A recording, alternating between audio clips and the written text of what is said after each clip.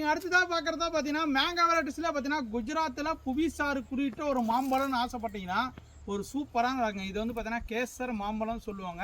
கேசர்னா இந்தியில் வந்து பார்த்தீங்கன்னா குங்குமப்பூ, அந்த குங்குமப்பூ கலரில் வந்து பார்த்தீங்கன்னா உள்ள மாம்பழம் வரும்.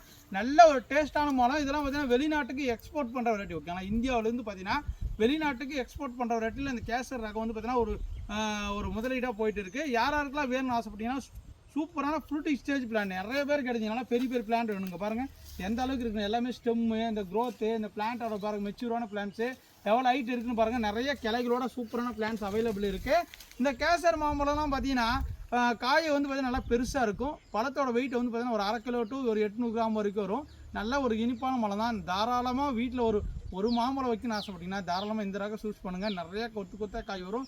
அருமையான டேஸ்ட்டுங்க. நான் சாப்பிட்ருக்கேன், வேறு லெவலில் இருக்குது. நிறைய பேர் கேசர் ரகம் கேட்பீங்க. நமக்காக உங்களுக்காக ஸ்டாக் நிறைய கொண்டு வந்திருக்கேன். வேணுமாக்கிறதும் நியூ ஸ்டாக்கு, நியூ பிளான்ஸு பக்காவான குவாலிட்டியாக இருக்குது. அதுக்கு வந்து பார்த்தீங்கன்னா நாங்கள் வந்து சூப்பரான பிளான்ட் ஓகேங்களா. யாராருக்கெல்லாம் உங்களுக்கு தேவைப்படுச்சுன்னா வாட்ஸ்அப் நம்பரில் கான்டாக்ட் பண்ணி புக் பண்ணிக்காங்க. வாட்ஸ்அப் மூலிமா மட்டும்தான் புக் பண்ண முடியும்.